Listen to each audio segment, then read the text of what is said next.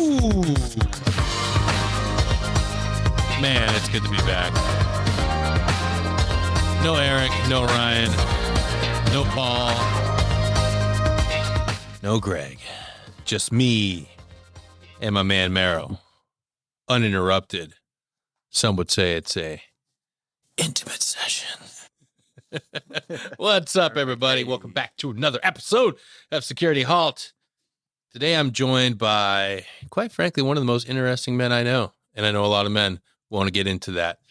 But my man Merrill and I met each other when we were going through intensive outpatient treatment and quickly became friends, not just because of commonalities and we're both service members, but because we have some very interesting stories and have come from very different worlds.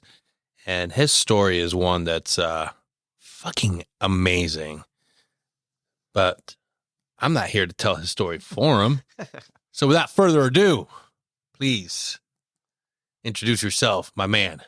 What is up, buddy? Thanks for having me on. Want to get a little closer? There you go.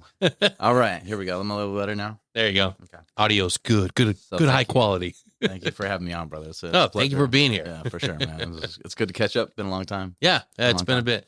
It's really good looking back and remembering, like, when I first saw you, it was definitely like very rough around the edges, angry individual, and seeing you now, like, your full journey. You look so much happier. For sure. That's what it's been. And the journey is revolving and ever long, you know? Yeah. But yeah, I was angry and bitter, very bitter and stuff when I got to outpatient. And just like everybody, I was like, this shit ain't gonna work for me, man. Hey, let me preface this whole thing by I swear. So if you don't like it, keep scrolling. Oh, that's what I say. But yeah, man, tell us about the early years. Well, my name is Merrill Slepica. I grew up as Ace, as my given nickname from my father. My dad's name is Merrill also. See, I was born and raised in Las Vegas. Spent my time out there and then moved to Minnesota during high school. And then after high school, I moved back to Vegas and then to Canada and all those sorts of places. Later on, you got to tell us about the times in Canada. Maybe we will talk about the times in Canada. Let's see. What else, man? Separated home, parents divorced about 14, I believe. Which is like another common theme in our demographic. Not having that stable family. Mm-hmm. But one thing that sets you apart that I always love hearing about is, even though your parents broke up, you did have a powerful, good father figure. I did. Which is something that, like, when I look back at all of my friends and everybody that I've known, like, that's something that we were all missing. It's like, yeah, some of us did have our dads, but maybe they weren't around us much. Maybe they didn't do anything. But when you first told me about how protective and how good of a dad you had, I was like, holy shit, that is fucking awesome. Yeah. Like, I was definitely blessed. I have a dad who he God, what's the word I'm thinking of, man? Now I'm drawing a blank. See, this is my first podcast. That's all right. I'm shook right now. I'm honestly shook right now. I got what's this mic inferiority? Like, it's kind of intimidating me. This big thing on my face right here. Anyway, yeah, Dad did everything he could. You know, when it was us, and the good times, the bad times, and it all was kind of like a level for me. He made sure that when it really sucked or if it was really good, I was kind of in the same boat anyway. Yeah. So I didn't really notice it. And then looking back as you get older, you always understand, like, oh shit, damn, during this time frame, we're eating trash and shit. But I wouldn't have known the difference, you know? I was just happy. Yeah, the old man didn't make it seem like it, you know? Yeah. So that was good, positive role model, playing hockey, you know, and he coached, and my friends played, so they knew him, and it was kind of like a family thing like that, you know? Yeah. So there's a lot of positive influence there from a father. Yeah. And hockey was almost like your main gig, right? That was like, did Did you go to college? Nope, definitely missed that train. Oh, you missed out. Yeah, I had the ticket, but I Yeah. didn't jump on the. In fact, there is a story to be told about that, if I remember. There's probably a few. There is one. Yes, actually going to where my father wasn't so happy with me at that point. Yeah, I missed the boat on that one. Yeah. But no, I took the route of trying to go pro in hockey. After high school, I graduated high school in Minnesota, in northern Minnesota, and then afterwards, I moved back home to Las Vegas and stayed with my buddy Davey, and I played in the Western League out there, playing hockey for a while, and then, that was the extent. No college there. Just running for the gates. Just going for the gates and thinking I was going to get drafted and try to make that, and just didn't. That didn't pan out. But you got it. That's the important thing, and I feel like when you're raised with a strong father, that gives you that ability to say, "Fuck that! I'm going for my dreams." Like that's something that is necessary. That a lot of guys don't fucking get. Yeah. Like so, kudos to you because I think that you'd rather be here now versus in another universe where you didn't chase that down. Mm-hmm. Where you're like, I don't know, I'll just go get a normal job. Yeah. No, actually what happened is kind of tapping back into the whole college thing is I disappointed my dad. Yeah. And that's a story for another day. but what it is at that moment I was like, holy shit, just realizing that the disappointment and that I let him down, and I was like, oh my God, so time to spiral. And that's where that part began. And then what was me? Yeah. I'm not going to So I got into some shit, and ended up needing to leave town and ended up taking a trade up to Canada. Played up there for a little while. I didn't last very long. I came on back. Now, hockey in Canada, I have to imagine that it's like going to Italy to study art. Like that. Yeah. That is. Yeah. Their foreskin wears a helmet. Those fucking guys all play hockey, dude. It's awesome, man. And Toronto's just a beautiful city anyway. Yeah. So that was super cool being up there and up in Ontario. Nice. So after all that traveling, coming back, what led you into the Air Force? So the disappointing thing, I got into some trouble and I just had kind of this, I don't know, it's a realization that I needed to do something, that I was a drag. I wasn't a positive member of society, if you will. God, that sounds super cheesy when you say it, but in your head, it's fucking bad, you know what I mean? No, that's the reality of it. When we're younger, it doesn't sound cool at all. It's not an important thing to us. But now when you're looking back and you're looking at your life right now, you're like, holy shit, like I have to contribute to the larger world around me. So I had a buddy, and this is in 2000. And 2000. I'm up north seeing my old man or something, hanging out with high school buddies. I don't know, probably smoking and doing dumb shit, being an idiot at 20. And my buddy comes back on leave. He had joined like a year or two prior. Yeah. And he comes back on leave. And I see him like, yo, this kid's got clothes, and we're at the bar and he's dishing out and, whatever. Yeah. I guess I was 21 because I just said bar. I was 20. Yeah, there we go. So then I was just like, you know what, dude? No one besides my grandfather's, that was like the last two militaries that I was aware of, besides like my uncles and stuff. But in the lineage of dad and grandfather, it was my grandpa's on both sides. So I didn't really have any want or strive to be in the military as far as family. And it wasn't like, I got to be in the fucking Rangers and shit because my grandpa was, like that. Yeah. So we just didn't have that. It was hockey for us. So I was just at a whatever, I'm going to do this, I guess. He said you make good money. So I went over there and knocked on the Army's door, and that dude wasn't there. He was out somewhere. Of course. So then I peek over to the other side, and the Air Force dude's chilling with his feet up on the desk. And I'm like, I think I can do that. So I go in there and I talk to this dude. I'm like, hey man, what do I got to do? I need to get out of town. And this is pre 9/11. And then he's like, well, do this sign the block. And I think I was out of town in 3 weeks. No shit. 4 weeks after it. When I put my hand up at the dude's office and looked like an idiot in my old Air Force Aim High shirt, I was gone probably a month later, maybe. Yeah. And then that was right after September 11th happened, and I was there and then graduated basic. Fuck, dude. That's still a sentiment for a lot of people. I just need to get the fuck out of here. That's one of the most common things that after talking with so many people, they grew up in a place and they just get to the point where like, you know what, fuck it. If I don't leave here, I'm going to fucking die here. Yeah. And there's a bigger world out there. Yeah, I totally understand. And a lot of people felt that at the same time. Just for you, it happened to happen right before 9/11. Correct. So I go do my What's thing. the worst that could happen? Dude, you know what I said? I was like, so when I kind of got delayed for a couple weeks from when I finally put my hand up and said, I'll join. And then like, all right, I was out of town probably a month after that, after MEPS and all that shit. Yeah. And I was like, dude, I'll do 4, be done, and do something else.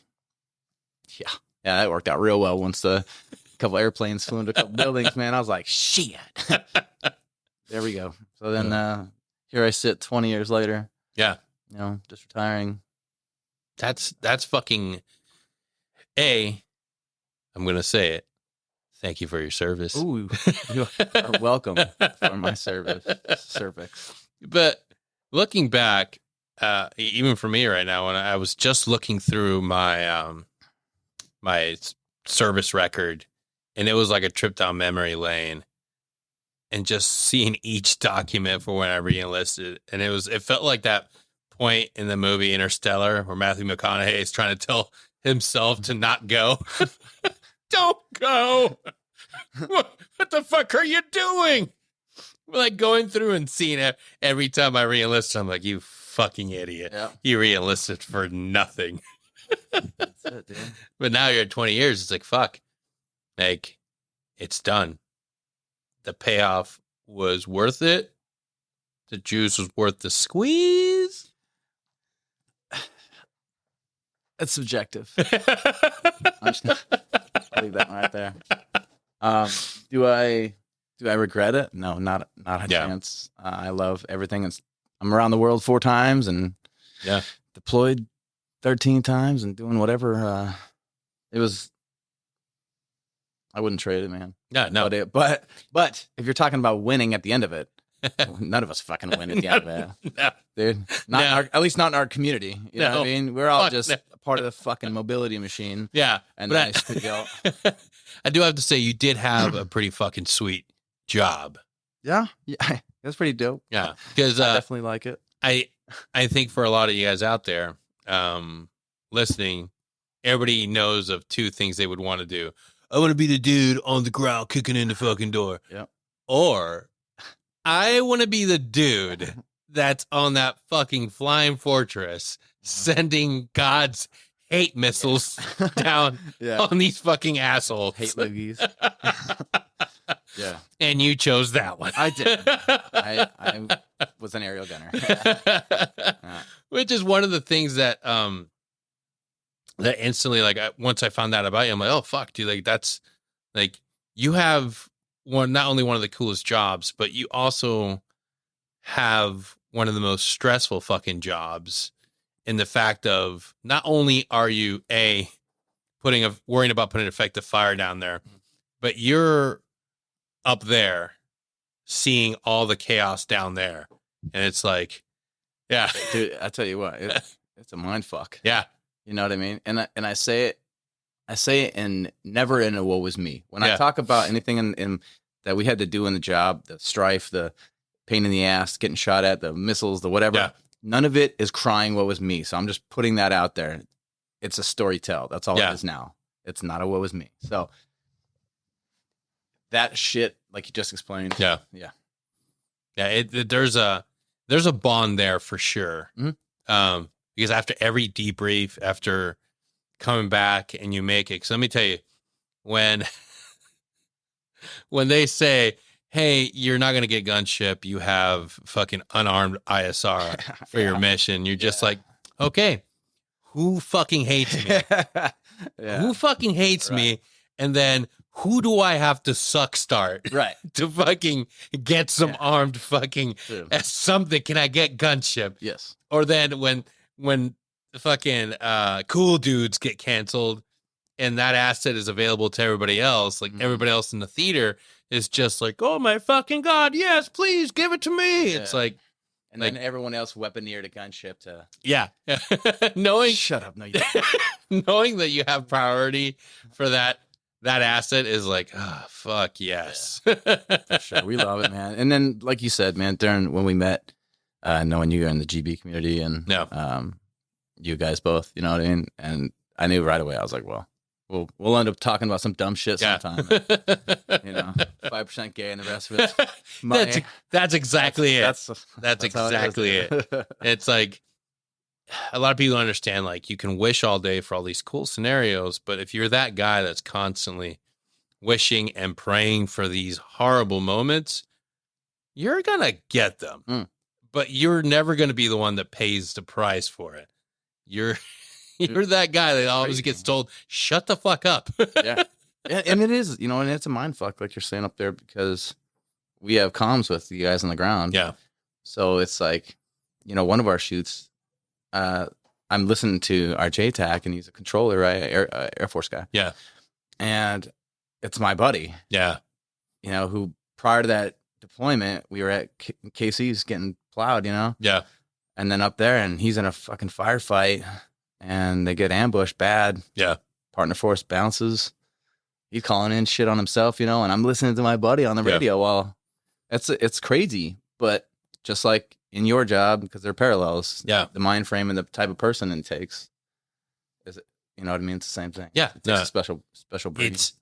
And I tell you, the amount of respect and admiration that everybody has for every one of those guys and gals on those birds is just fucking through the roof.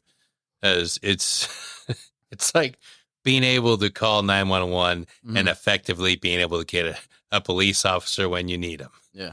It's funny. It doesn't always happen, because like, but when it happens, it's fucking awesome. Yeah.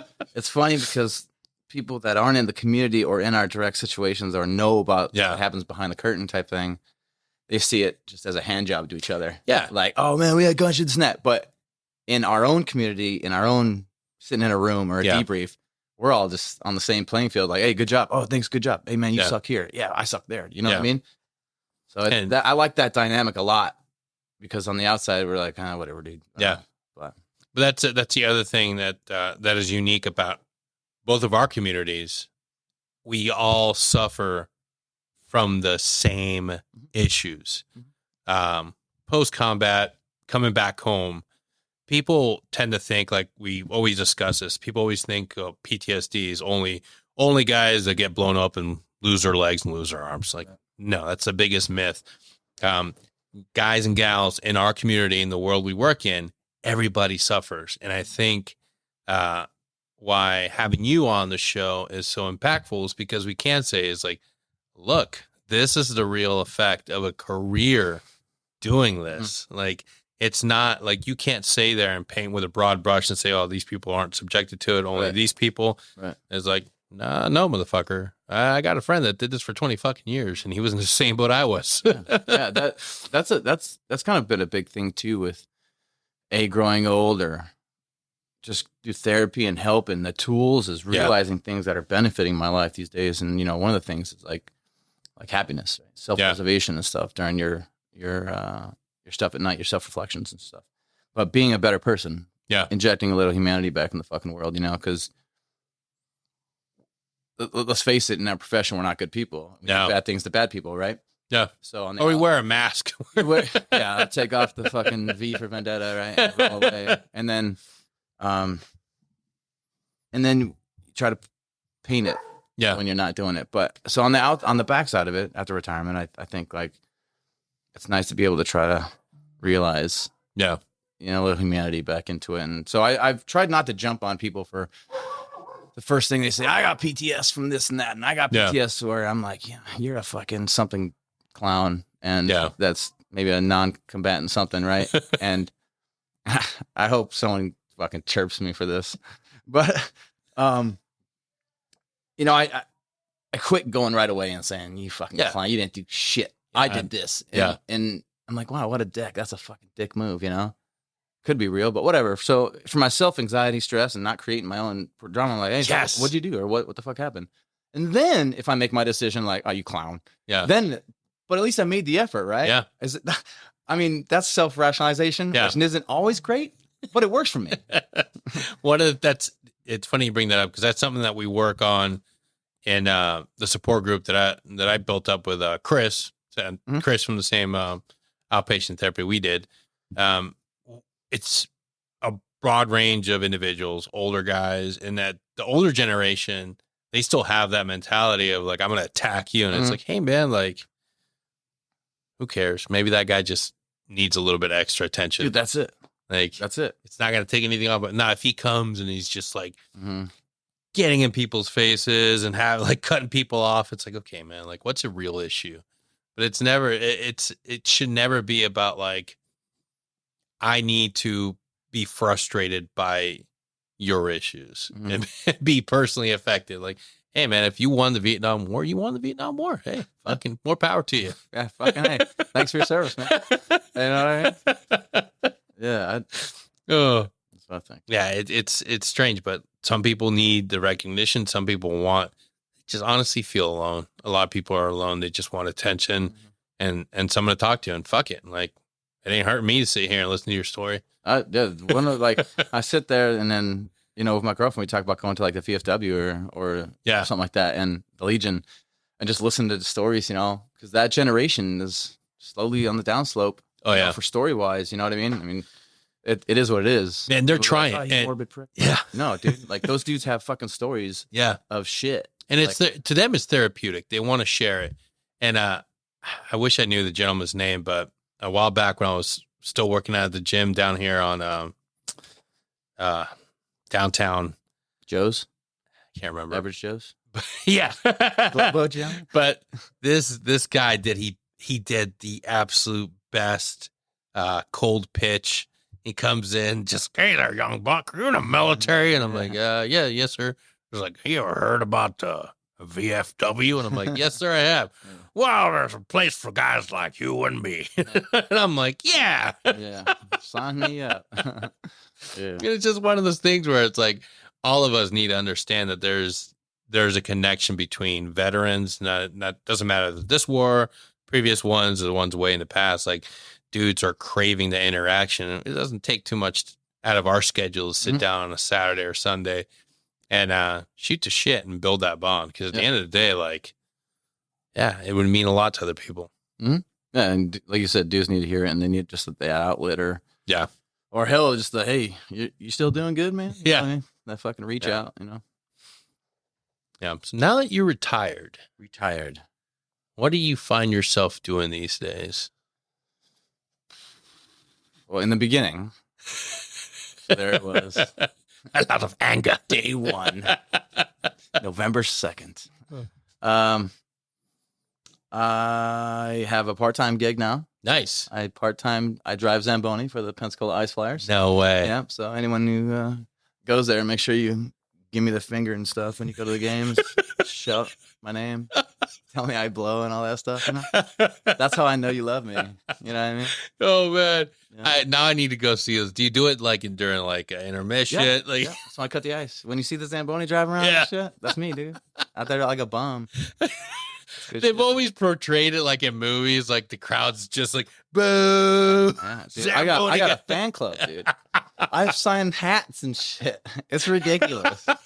I'm sitting here like, yo, this one guy brings his kids over, these two teenage daughters or whatever, you know, and I'm some 41-year-old bum. Just driving a Zamboni, right? And he's like, hey, you know, we got to take a picture. And I was like, with them? I'm like, is everyone seeing this here? You know what I mean? Like, this guy's bringing his girl over here. I'm like, all right, we'll take a picture. And it's during a game, so it's not like it's an alley. You know? But, 12 o'clock. Yeah, dude, I'm not out getting a Slurpee and shit. Some guy has me hug his daughters. Hey, you want to hug my kids? That's for another show. Sir, I don't think these are your daughters. Anyway, so I Yeah, I'm doing that part time, and then just fiddling around with the business at the house. You know what I mean? Oh shit! Forgot to plug that. Plug. So Shameless plug. Let me rewind back. So if you're an avid fan and listener of the Security Halt podcast, you may remember Hammer 41 from our earlier shows. Well, that's the business that my man Merrill owns. Fine leather patches and goods. Hip suits and ball gags is what we pride ourselves on. We're big at the swinger community. You know what I mean, if you're not from the area, we can send you some links. Yeah. Tasteful pictures. Yeah, we're on OnlyFans. The new Grinder app. The new Grinder. Yeah, Bumbleo or whatever the fuck that shit is. Yeah, it's been It's just called Meats now. That's it. You know, I took my Facebook post and just made meat hooks. Fuck it. Yeah, thanks for the shameless plug. Yeah, no. Good. I'll put it right back. It's been a while since I've had it in the mid rolls, but we got a lot of ad revenue from the Taliban, so I was really pitching your stuff to them. So if you ever get any orders from Afghanistan, just know it's all from us. Okay, that's perfect. I'll cut you guys some hats. We just want the patches with boys. Well, I tell you, I don't think the Taliban or Al Qaeda or any of the other clowns are gonna be writing me for business after the structural embodiment we've done for them out there, eradication of said individuals, and a hospital. Going for another day. Sorry, I forgot the soundboard. I had a snare drum in here, but the yippee is gonna have to do. Yeah, I'll take a yippee on that one. That's a good one. Oh man. But yeah, so we did that, man, and actually just made some patches for some door kicking type dudes that are about to head back out to the new region that they go to. Some new badasses. Yeah. And they're going to be wearing some sweet glow-in-the-dark patches. Oh, hell yeah. We almost made that mistake last trip. Like, well, you know, some glow-in-the-dark ones would be glow-in-the-light. I need some glow-in-the-light patches. Yeah, that's almost what we did, but they were so fucking bright when we got them back. I'm like, we're going to literally just be walking around the objective. Yeah. Just blinding everybody because they were so, because I mean, when you think glow in the dark, like I remember, like, I don't know, it's gotten technical these days, but I swear I've never seen anything glow in the dark as bright. It was like a fucking light bulb on our shoulders. Yeah. Before we left. We were just like walking around doing a training. Charge it. It's ridiculous. Like, I'll charge it off my watch and shit. Granted, we're wearing satellite dish watches, you know what I mean? It's fucking things can light up. It's bigger than the TV I had as a kid growing up. I can play Nintendo on it. You know what I mean? Fuck it. But yeah, we go do some training, and we got these. We're all excited. We're like, oh, we got these new call sign patches, and we slap them on at night, and it's just like, it's literally bright enough that I can read things. A map. You don't even need nogs, dude. I'm like, fuck it. And I just remember looking at my captain at the time, like, hey man, this is a bad idea. Oh man. So we did not wear those. Yeah. Guys, we got zero loom from the moon. Not anymore. Your fucking arms are lighting up the whole thing. It's weird. Everybody on your team is missing their right arm. We're going to use your team to go set up an HLZ over there. Just fucking wave your left arm around. Fucking goddamn snipers got me. I don't know how they sound me. I don't get it. Hey, go rope that airplane with your left arm. we need fucking rounds. Let's go. Oh my God. Oh, fuck. That would be a fucking shit show. Yes. Oh, man. Yeah, you're running your business now, but you said you're kind of taking, slowing that down for a minute. You know, retirement, they don't tell you, man. Or maybe they do and I fucking missed it, but could very well have been that. That you need to prepare yourself, man. Yeah. This, it's no shit. Dudes get out and they're like, it's changes, you know what I mean? Between trying to find a job on the civilian side, just the little nuances are what makes it difficult, you know? But like, this coffee espresso thing has me jumping in this chair right now. It's I fucking. cannot sit still. The missus knows how to make coffee. Fuck me. Also has about downer. 10 grams of Colombian cocaine. This is 7th coffee. Edit. Café de séptimo. Yeah. Yeah. So I retire, and you don't see an LES numbers on your shit for about 5 to 6 weeks, man. So I see 0, zero, and then 0. Well, I didn't pre-plan that shit, man. Yeah. Between that and I'm divorced, so I have alimony payments, and man, that's a kick in the old schlong. Yeah. You know what I mean? Like now I'm finally getting a payment. It happened about 6 weeks later. I got my first retirement check. I'm not getting VA yet because I'm not done with that. But fuck, after taxes and shit, I think $1,900 comes to me, and then I only get to take home about $525. Jeez. Fucking.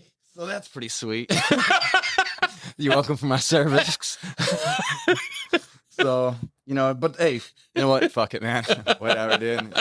Let's not try to church it up either there, Dirty. I retired at E6 for the rest of you clowns that are clowning me for my low paycheck. Yes, I was a fucking tech sergeant when I retired.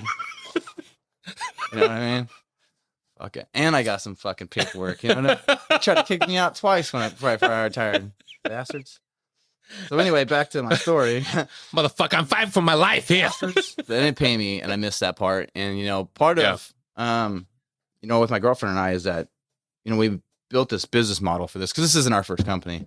Yeah. So when we built this business model, we always said that personal finances would never fund the business, and the business would never fund personal finances. Yeah. So we got to a point where it was kind of meeting that threshold, and we just kind of slowly turned it down. Kind of got off internet orders and stuff. Do the onesie twosie stuff now. Yeah. And then we're gonna probably re-go strong in the spring. Hell yeah. We'll have some new capabilities at that point too. With, nice. Doing apparel and some other things. So we're pretty excited. Yeah. Pretty excited. That is one thing that you're not the only person I've talked to that has said that, because the transition process isn't. You would think for our community, a transition process would be much more important, and a fine, well-processed machine that ensures everybody's taken care of. And it's not. Literally, before going on leave for Christmas, I saw a kid given a 7-day out process notice. Like, hey, dude, you didn't re-enlist. You're getting out. You got 7 days. That's some shit. Oh, like, granted, that's a major retardation on his part, but the fact that they're comfortable looking at this fucking kid and saying, "See ya, 7 days, dude. Figure it out, and it's Christmas. I hope you didn't buy any gifts. Get the fuck out." That's brutal. Yeah, that's brutal, man. Yeah, and different stories are different. Some people get out and they had the opportunity to do their VA stuff while they're active, which I am a huge proponent for, man. Yeah. Do that. Definitely. If you can get your VA shit knocked out while you're active on terminal, do that. I didn't have the opportunity for that because I was an outpatient towards the end of my career. And then I couldn't get through the appointments and stuff like that while I was finishing out my terminal. So it just worked out to where I had to start mine after I retired. Yeah. And I'm going through that rigmarole now, and it's a big learning process, man. Yeah. Hopefully I get done and have my initial rating here sometime soon. Dude, that's, yeah. You're going to definitely be well taken care of on that end. Like, I don't have any doubts on that. But for those of you out there that are still serving, and you're nearing that decision point, you are your own advocate. You are your own captain, if you will, of your ship when it comes to processing and taking care of yourself for retirement or ETSing. Put yourself first. Never continue putting the military or service first in that regard. I'm not talking about, committing crimes, becoming a spy. Like, no, that's not what I mean. I mean, put you and your allegiance to yourself and taking care of yourself when you get out first, because there's real world implications to not doing that. Like, you have to make sure you get taken care of. Claim all the things that are wrong with you. Every time I talk to somebody, Start early. yeah, Same thing. Oh, here's one for you guys, for all you dudes out there that like to hang out with more dudes. If you get boner pills, man, go get them. If you need them, go get them. If you're in the bedroom, man, and shit's not working, using some them swipe things or whatever else, like whatever it is, go get checked out, man. Go get boner pills from the doctor. You there's a monetary bump in that. You know, they don't give you a percentage bump, but there's a pay bump. Yeah, and just because you're on it, you know, and then fuck, I hope it helps out and works for whoever gets it. You only have one penis, just one. Take care of it. Yeah, and if it's bent, don't try to fix that. Look, no matter how much you straighten it and tape it to a board, it won't stay that way. No. It's going to continue to curl back, and you're going to always pee on yourself. Yeah. Yeah, like when you try to pee in the morning with this fucking rock hard weapon. Oh, my God. That's the other nightmare that I've been told a lot about, is the actual VA appointments and the way that they're conducted. It just makes no sense how we are still... It won't bite, I promise. The mic stand won't bite. Fucking lower it. Oh, that's about as low as it'll go. We're gonna sit right there. Like, the fact that the appointments are still such a pain in the ass that, you know, for some reason we haven't been able to streamline or make that process better is beyond me. We talk, and I'm gonna go back in the cheesy boat here. No, go ahead. We talk about, things and how they implement it with us. God, that was a terrible fucking word there. Don't worry about it. How they affect us. Let's go there. Yeah. Right. Back to third grade. And it's what you do, right? Yeah. And I think part of that growing, like we talked about before, is that's helped a lot. Holy fuck, did I lose track of? Yeah, it happens all the time. This coffee's me fucked up. Serious, dude. I'm sorry. It's either that or it's the ketamine I put in there. Okay. Well, that's good too. Oh, fuck. That's why I'm on a cloud right now. Standing on raccoons. Yeah. Shit. What a bummer. Sorry, man. You're good, man. Jesus. Oh, I lose my train of thought all the time. Boner pills. Boner pills. After that, it was something.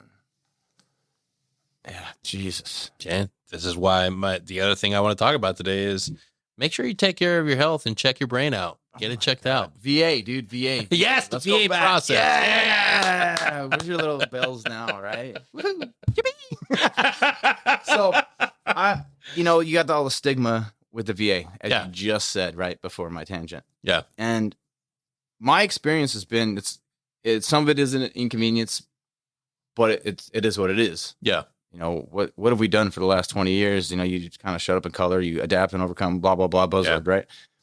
But you do that again, and you understand that it's military type affiliated, so it's not going to happen. It's a hurry up and wait. Yeah. So if you can understand and grasp that, you create less anxiety for yourself. And I'm a terrible anxiety fucking champion. I win that belt a lot, and that's why medicinal's been a huge proponent in my life to fucking depress that. But, my appointments have been good as far as the doctors and stuff like that. It's very thorough. Everything has its own appointment. So I think I have like 8 appointments total, where you would get like skeletal, heart, and something else together. Now each one of those is their own fucking thing. And for you out there, if you have a sleep study, go get a sleep study. If you haven't got one, just go fucking do it. Yeah. If you snore at night, if your wife or significant other, husband, boyfriend, girlfriend nudges you and they say, "Hey man, you are snoring insane, crazy like," that's one of the signs. So go get a sleep study. Yeah. It's good for the records. And it's good for you because sleep apnea means that you're not breathing at night. For moments at night, it measures the devices they'll put in the sleep study are going to measure how often you don't breathe. And if you are like me and like living, you need to breathe. Mm-hmm. So, and it's not it's not so much worrying about percentages. The main thing is to worry about your life, being able to live. And yeah, you more than likely are going to have to wear a CPAP machine. That's not really cool. But at the same time, what's cooler, being alive or being in a box buried? Well, see, our community, people probably have ragers with their CPAP and put that shit on OnlyFans. You know what I mean? I'm down. Not that I know. No. I mean, not like it's on mine. Hashtag shameless plug. You know what I mean? Ricky Bobby's. Look, OnlyFans is a great way to make money on the side. You're your own boss there, and people will pay for feet pics. I mean, yeah. Shout out to Feetboy99. Yeah. Hashtag meat feet. Thank you for the tips. Oh, man. My VA thing hasn't been a super bad experience. But like I said, that is an experience. And like I was saying also with like my retirement and all jokes aside, it is very subjective to each person and their own situation. You know what I mean? So if you have to pay, you pay, and that's your battle. My battle is that I have to pay a little bit, and then hopefully then when my VA settlement comes, what that's going to do is give me a sense of peace as far as like my bills that are being covered. Because I mean, think how long has it been since we had where you weren't worried about getting paid? Yeah, I knew the first 15th every month I was getting some kind of paycheck unless I was a real shitbag. And then now all of a sudden I don't have that. Yeah. And if that doesn't create fucking stress, especially when I'm looking at my account right now and I'm at zeros, I'm like, oh shit, I'm liquidating stocks. Oh shit. Like Elon, please. Like, I'm not eating grass yet by any means, but we've definitely tightened up the old belt. Yeah. And gotten on track and focused on with our, 100, 10 meter, 20 meter targets and stuff. So, but I will say this, having gone through our experience, do you feel more prepared? Do you feel better prepared to tackle on the stress and the pressures? Whereas if we hadn't gone through the treatment versus like what would that would have been like dealing with these problems? Yeah, I gained a lot of tools from treatment, as you know, and you're a huge motivator for dudes in our community, and it's a blessing that you're out there for that. And I think I told you that on your last day. That what you do for people is amazing, and hopefully that can keep spreading, especially at least through this podcast. I told the guy today, his name's Donnie. Today's his birthday, so I'm gonna give him a shout out. Oh shit! Right now, happy birthday! So when he hears this, because he will, now he's gonna be like that motherfucking cook. We're in the garage today, and I was taking my medicine, so to speak, off my Christmas present for my girlfriend. Sweet, it's like a Yeti bong, dude. Stay ice for like 72 hours. Golden, bro. So we're in there, and I start talking about. He's like, "What are you doing this afternoon?" I was like, "Oh man, the podcast thing." And he's like, "What do you mean?" And we start talking. He's like, "Holy shit!" And he's like downloading it right away, or whatever, And then we had talked about having a group out there too, and going through veteran, divorce, all that stuff that's happening in all of our lives. I mean, it happens at our house anyway. We have a dude or two there every week, when we're going through and just being a sounding board for people and advice or not advice or anything, The reason that I've been such a big advocate for sharing stories and getting our friends, our brothers or sisters and more people involved is because there's a power in sharing, and there's just like obviously like we know there's a strength in numbers, but I need to Google and get this. I learned that in Pornhub. Strength in numbers. I know that film intimately. Sweet salty sock. There we go. Yeah. Oh God, now I'm numbering. Okay. Yeah. I know you remember Amanda. Shout out to Amanda if she still listens. You're the great Jedi warrior and my Yoda. But one book she recommended to me, A Man's Search for Meaning. That's what it is. Came into my old head. What is it? A Man's Search for Meaning. Okay. I gotta make sure I'm plugging the right name. Man's search. Meaning or peeing? Peeing. Pam? Plam. Viktor Frankl, Man's Search for Meaning. It's a gentleman that survived the Holocaust. All right. And those are some tough motherfuckers, man. Yeah. And it gets even more. As you can imagine, in that time period, you're being put in a cart, you're being taken miles and miles away from your home. And then when you get to your new location, your family's pulled apart. Mhm. And his wife gets taken. Everybody else, he goes to a camp by himself. But the entire time he's suffering all these different things, seeing the worst of humanity, the worst that any of us could ever experience. And he suffers and he suffers and suffers and suffers. And he's always constantly trying to be grateful. Great. I still got my wife. I got my wife. Mhm. She's out there. His wife doesn't make it. He makes it. He survives. And through this book, you realize suffering for the sake of suffering means nothing. So all the suffering that you've gone through, all the suffering that I've gone through, that all our brothers and sisters have gone to in our little community, in that classroom that we sat in together for weeks, processing, helping each other grow, all of that wasn't done in vain. Right. There's a power to it. If we get on and just share it, how we can help each other. Hey, this worked for me. Now there's a purpose behind it. And that's what's, this has become my chosen thing to do. If we can share and bring a spotlight to what we've gone through, that's going to give somebody else hope that they can keep going, that they can get help, that they can better, they can succeed, they can overcome this. And that's purpose. That's the end game. And if I can sell my foot pics on OnlyFans and get that to fund my podcast, well, God damn it, I'm going to.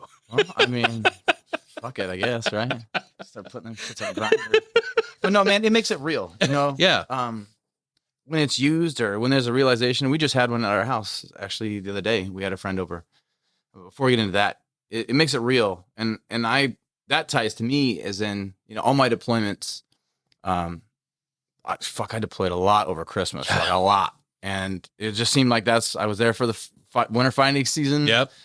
And I'd go back again in the summertime, and then go back again in the wintertime, whatever it was. But when you get those cards, right? Yeah. The schools and the brothers and aunties, nieces, nephew, whatever, and these schools send you hundreds of cards, and they usually sit on like a team table or something, a debrief table. Yep. And people walk by, and to be honest with you, half the shit doesn't even get looked at, or it gets tossed.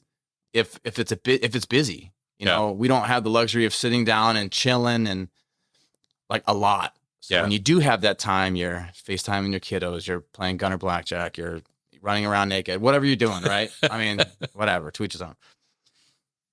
But it makes it real. So I would always go to those envelopes, and I would sit there and dedicate myself 5-10 minutes, and this isn't a flying my own flag thing, but for me, it made it real, the letters and shit. Yeah. And it helped me with the sense of why I was there. It helped me with the sense of just distracting myself from either the idiocracy of some time frames when we were there, or just the heat, or everything. And it was a distraction, so I helped that. I like that, and I can associate that to what you're talking about with how this helps people. It makes it real for them. Oh yeah, and the more we get used to seeing and saying the statistics, you always hear 22, got to do it for the 22. Yeah. But there's a lot of people that don't have that intimate, or they think they don't have that intimate connection, but they turn on this podcast or any of the other podcasts or YouTube channels, or get on a thread where veterans like us are talking, communicating, and it makes it real. Mm-hmm. They make that connection. And like I said, like, this is what keeps people plugged in, because if I have a hard day, if I'm struggling with shit, I'm going to reach out. Mm-hmm. I'm not going to try to isolate and retreat inward like I used to before I got help. Like, that shit doesn't work. That leads to a really dark, horrible place. Fuck that. I built the support network. I'm going to reach out. Yeah, I hear you there, man. And I tell you, a big blessing for me has been my girlfriend, Bree. Yeah. She figuratively and actually, like, she saved my life, man. Yeah. And throughout this rebirth process, if you will, getting through my head traumas and all this other stuff, that she's learned my tics, she's learned my things, and she can help me, in a situation of anxiety or depression, or she sees a tic or anything, or she fucking straightens me out because I'm being an idiot again, and she'll be like, yo, hey, go fucking left, you dummy. Yeah. So that's been a huge blessing, and she's my angel, and I wouldn't be here and where I am mentally without her. Yeah. That's for sure. And she's helped me become a better father also, you know, and get back into that saddle. Yeah, it's been amazing. Fuck yeah. Yeah, that's the one thing that always suffered for me, where the closer relationships, and when you only have like that one person to lean on, that can always be the one person that you always end up lashing out to. And that's something that a lot of guys need to understand, that they might take it as like, oh, there's nothing wrong with me. I don't explode on people. It's like, well, pay attention to how you treat the people closest to you. Pay attention to how things are with you and your wife. Because that's one thing I realized. I have really good friends that only realize that they're going home and that's where all the problems are, because they're holding everything in. And the only place they feel they can lash out is at home. And it's like, bro, you do have problems. So that's the same. That falls in the same fucking line of, it's better to just go deploy again. That's exactly what a lot of guys do. Like that meme, right? Where the dude throws it up and says, fuck it, send me to Afghanistan or whatever, you know? Yeah. Like that. I've fucking felt that, man. Yeah. I even said this to my girlfriend a couple weeks ago. It's wintertime. It's the fucking fighting season over there in the mountains, right? Yeah. And I'm like, God, I feel like I should be, you know, like, didn't it feel weird with this cold snap? It came out of nowhere. And like in Navarre, where I live up on 399, the clouds just left. Yeah. It was nothing but stars. And I'll tell you, and anyone that asks me, where's the most beautiful place you ever been? And I say, at night, northern Afghanistan. Yeah. At night. There's no light pollution, obviously. And it's just, there's a bajillion fucking stars and aliens or whatever the fuck's out there, you know? Mormons, that's what's out there. I get that. Pushing shopping carts to fucking leaflets. Maybe they're dropping leaflets. High in the sky, our Mormon overlords looking after us. Do not run to the Taliban. Come to me. But yeah, I woke up this morning and I walked outside, and as soon as I felt that fucking cold snap and hit in my face, I'm like, God damn it, I gotta go back inside and do a 5, 4, 3, 2, 1. It's like that shit, like, it's intimate. It's you associate. It's just one of those things. Smells, you associate vision, sounds, all that. Yeah. It comes right back to you, because now I was literally waiting to feel the fucking cold gust of wind from fucking you know, a bird coming in, or it's like Jesus Christ or some shit. Yeah, like burning shit. It's weird how instant you can be transported, but that's what a lot of us are dealing with. Like those, you don't expect it. You don't see it's not like it's foreshadowed in your mind, but when you're actually able to get help and you recognize it as soon as it happens, you can be like, oh, okay. Yeah. I don't have to let this freak me out or wonder why I feel some type of way. I can go back inside, chill out for a little bit, and bundle up, go take the dogs from a normal walk. So right there, what you just said is a win. Yeah. It's a win for the day. Oh, yeah. I mean, you just fucking totally took your situation mentally and got control. I like to say that I'm a 14-year-old kid behind my eyeballs up there with these two big-ass joystick things, right? Yeah. I'm doing the wicked arm movements right now. And this motherfucker's driving me around. Like, what's up? Those big monsters that fought Godzilla? Yeah. Things, right? Whatever the fuck. Yeah. That's what I feel like in my head. Yeah. When I'm doing that shit. Yeah. It's a very powerful thing to be connected and understanding of what you're feeling. Because just not even a full year ago, it would have fucked me up. I would have been like, man, why do I feel this certain type of way about this fucking weather? What was me? Yeah, like, when am I fucking angry? I'll just be angry. But This is why I'm like, pills. Yeah. Fuck pills, by the way. Fuck all the pills. I say that. Just felt some type of way. I made a patch about that, actually. I said, fuck pills, get a Malinois. Yeah. Pills. No, that's one thing. So the overuse of pain medications is crazy. It's been a real issue for a long time. And guys, if you're out there dealing with chronic pain, be very careful. Like it's slippery slope, because that's what the VA wants to go to. Every single time you go see a doctor, it's like, here you go. And it's like, oh, what's the long-term effects? Nah, don't worry about that. Just keep taking these. Yeah. And as I mentioned earlier, man, it's been a goal of mine to get off of the medication that I'm on, you know? Yeah.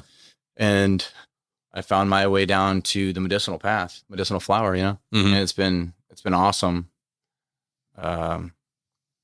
Keeping like a structured regimen, not doing just willy nilly recreational shit all the time, you know. And that's one thing that I like the way you said it.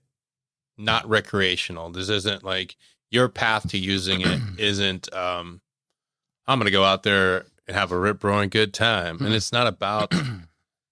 It's you're treating something in a medicinal way that's not going to have the negative side effects as taking gabapentin for 20, 30 years. Fuck that shit, dude. That shit didn't work for me anyway, man. My back hurt every day for that damn shit.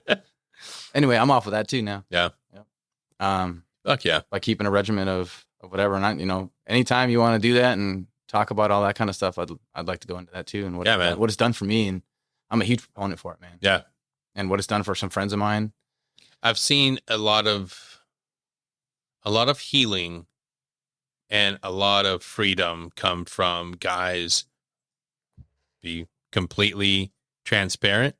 If you are still under contract and you are still under the rules of UCMJ, do not experiment and do not do anything without consulting a doctor or talking with your therapist about how things can counteract. And you have to do things when you're able to. That's not going to interfere with your service or cost you any stress that's unwarranted, unneeded.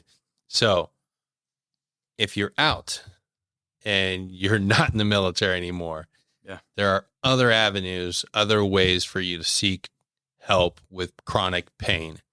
Yeah. And do your study, do your research. For sure. We're always down to help too, man. Yeah. You know, if anyone wants to ever come out and have a little sesh at the house and just chat, talk about things, do some venting and you know, learn about it, you know, fuck. Well, go ahead and plug your email. Plug my email. Just not the one that's linked to your OnlyFans.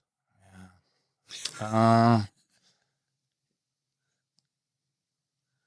Shit, I don't even know. I'm trying to think what I've found. You know, I don't even really check my work email. Yeah, fuck, dude. You got me. Don't worry, I'll edit that. Yeah. We'll have a contact. Yes. But yeah, if you're seeking help with understanding what other options are out there to you besides just the normal addictive and horrible pain medications that do a lot more damage to your body, go seek alternative medicine under the guidance of somebody that's trained and knows what they're talking about. And that does not include your Uncle Steven, who still lives in a fucking van. I mean, he might have some good shit.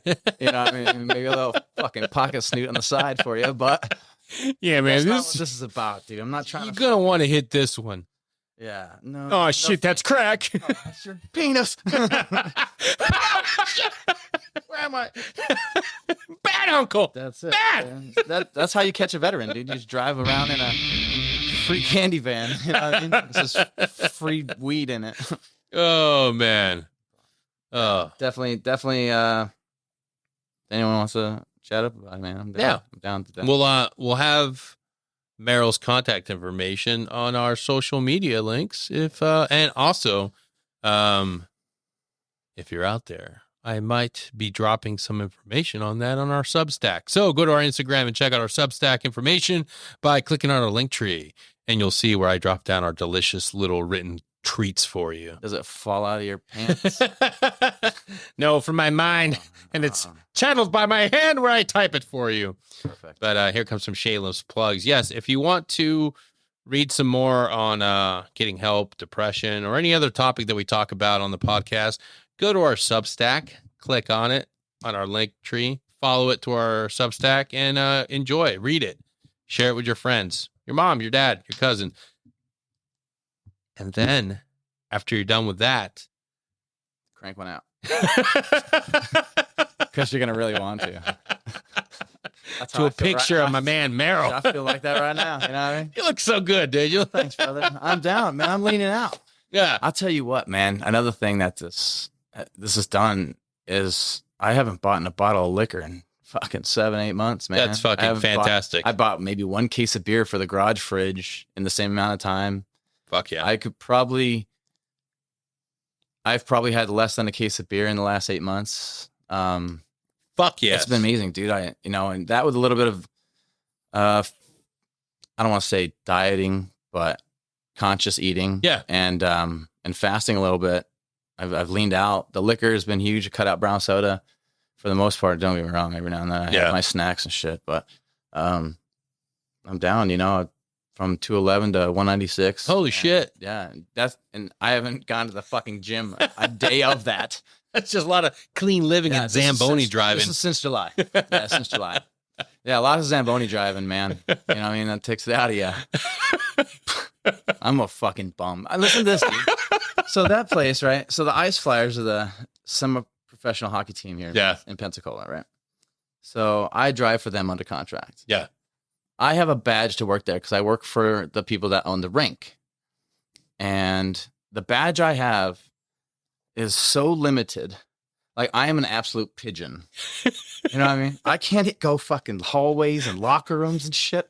They're like, you will stay where you belong.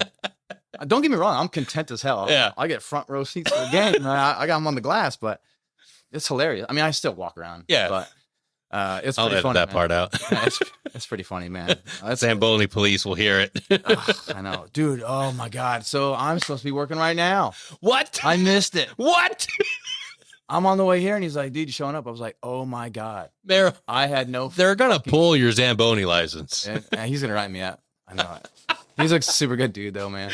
Like, yeah, my boss is a good dude. And, but yeah, fuck, I fucking dropped the ball on that one. There is no way you're making it. No, I think 5 to 11 I was supposed to work. So I'm going to be late. It's in Pensacola.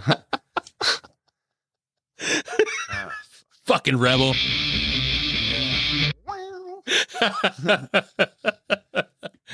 Oh man. Yeah, but yeah, so it's been healthy, man. And, getting off of that stuff has been really good. Don't get me wrong, I do like to have a vodka Rebel or drink. I still drink whiskey and shit. But it's no longer a coping mechanism. Or like the thing that I do when I'm going out. Yeah. On the average. Now, I might, pre-flight a little bit. Yeah. Take a few rips on the way to wherever we go. And then I stand there with a vodka Red Bull for a fucking hour. And then maybe I have 1 or 2 that night. And I'm content. Yeah. It's amazing. No, my anxiety, my depression. I don't get fired up at people being stupid. Huge part of that part also is my girlfriend. Yeah. I'll go to her and be like, man, can you fucking believe it? She'll be like, yeah, no shit, right? And then it's over. Yeah. I'm not stewing in my own shit, wondering, man, I should go shove this pool cue in this guy's fucking eyeball. You know what I mean? I'm going to make you a meat puppet, Chuck. Well, I know about that. So that's been really rad, man. And just, it's been great. Yeah. Yeah. I feel like a Viking now. I mean, pretty much. You're on the ice. Yeah. You got a sweet beard and a mohawk. Beard's coming in. I do have a mohawk right now. So here's the story on this one. Tell me. It's the longest my hair's been since I was 18 years old. Holy shit. Yeah. I had my hair, I think it was long for my senior fucking photos because, of course, those are sweet back in the day. I see you as a guy that would rock a mullet. I've never had one. What? I did have a tail. Okay. I'm a West Coast boy. Okay. Everyone had tails back in the day. Yeah. I was born in 80. Okay. Oh, fuck. Yeah. I can't believe we haven't talked about this. The Pensacola Scoot Club? Oh, the Scoot Gang. And we got to talk about the Scoot Gang. Oh, my man. Dude, so if you don't know, if you want to get gnarly and you don't want to spend the money on a motorcycle, get you a Honda Ruckus. Dude. Honda Ruckus. Not just any Honda Ruckus. Panhandle Scoot Club. That's where it is. That's it. Panhandle Scoot Club. Right now, we have to tag him on everything we put on social media. So, Panhandle Scoot Club. It is hilarious. If you're looking to be part of an exclusive community of dudes, middle-aged dudes who rock out, who limp around all day in Honda Ruckus, sweet bike, you have to follow and get involved with the Panhandle Scoot Club. Because don't drink and drive in your car. No. You can limp your scooter around. Yeah. And it's pretty manly still. Yeah. I mean, I've seen these guys in action. They need their own skate video. Yeah. They need their own debauchery. 1990s a 1980s style skate video. They're rude dudes on scoots just thrashing people. Well, you know, these things are like 50 cc, right? Yeah. So you don't need a driver or a motorcycle license, and you don't even really register it unless you drive it on the main drag. Oh, damn. We did. We registered them, whatever. But Because you're fucking. and we motor swapped the shit out of them. So Oh, they're yeah. no longer 50 cc. They're about 183 or so, 171. Smoking. And they scoot. No pun. I mean, riding that little fucker at 70, that's banana lands. You know what I mean? So, yeah. So, a bunch of middle-aged dudes. It is what it is, man. Buzz around in these little, and you just bar hop. You know, we're in Navarre, so you know, go across a bridge or go do whatever and safely, you know, without being a dipshit, get around places and take a break when you need to take a break. Don't drink and drive. Don't fuck yourself up. Shout out to Jared for introducing me to the Instagram page. Yeah, J-Rad. He was the first one to create our artwork for the podcast, and big fan. Another great person. Shout out to you, Jared. We miss you. Yes. But yeah, I remember seeing the first pictures, and did you guys have cuts? No. Oh, No. No, but this biker gang tried to say that to a couple dudes Yeah. at the gas station. Some of the dudes were getting gas, and these two dudes roll up from the sweet biker gangs in Navarre, and they start trying to fucking talk shit and punk these dudes. And the guy's like, hey, dude, first things first, I'm a middle-aged dude that's riding a scooter. I know what I'm doing. You can't hurt my feelings. You know what I mean? It is what it is, bro. Yeah, I got on this thing on purpose. You know what I mean? Like, they started a fight. He's really underplaying it. They're like, do not fucking buy cuts. Don't fucking this and that. And our guy's like, are you serious? Like, are you fucking afraid of our scoot gang? Listen, man, Like, get out of I'm here. 35 on a scooter drinking a Yoo-hoo. Iron Order in the fucking Panhandle Scoot Club in a brawl with the fucking Tom Thumb. No. No scoots, no rules, no mercy. And the dude, and their fucking motorcycle gang clubhouse is right on this on the drag that we all kind of meet up, because we all live in the same kind of area. Yeah. So of course we're always buzzing around, dude, and definitely not helping ourselves. Yeah. But fuck it. Middle-aged dudes on scoots. I hope this community continues to grow and get bigger. But someday I do, not when you're involved. Though maybe you're like a granddad, you moved out of the area. You know, your pictures and Jared's pictures are in a clubhouse with the scoot gang. Yeah. And then one day there's a massive shootout, and there's just there's just like 40 on the run. Just fucking 40 buzzing like the Bozuzoku Japanese fucking chain gang, dude. Yeah. Got like massive face tattoos. Yeah, dude, wearing like Viking helmets and shit. It's a scoot territory. People just laughing at us. That's what would happen. Oh, I do wish I lived. I wish I lived closer, and I had a Honda Ruckus. Yeah. So yeah, there it is. If you're in the area and you have a Ruckus, yeah, kind of a good time. All right, can't fuck with these dudes. They come prepared. Yeah. Yeah, with like wrenches and screwdrivers and spare parts, because them bitches break everywhere the fuck we go. We always have like a guy on standby with a truck. Hey man, someone broke down over here. You can come get us. Can't even plan a ride without fucking dude to the back parts. How did that come? How did that get started? Because you guys were all in the same neighborhood, and just kind of one person started it off. Yeah, we had a buddy who fucking kind of got him, a friend, and then Jared, and they all had scooters, and then the Ruckuses, and then I think Jared one time, or someone said something about a Ruckus, and I was like, bro, that's what we ride when we're TDY. You go TDY somewhere, you go on a nice fucking place where there's like rentals. Yeah. You know, you always get on those stupid things and buzz around loaded. So we were like, yeah, let's fucking do it. And well, they started it, and then I just got into it with them once I kind of got to know them guys. Fuck yeah.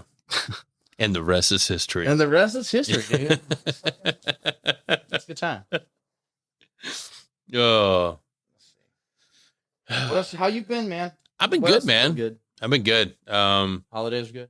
Holidays were awesome, dude. Fucking, I spent the entire time wishing it was cold, and then now that it did get cold, I'm like, okay, fuck this. I live in Florida. Yes. Get the fuck out of here, cold. Yes.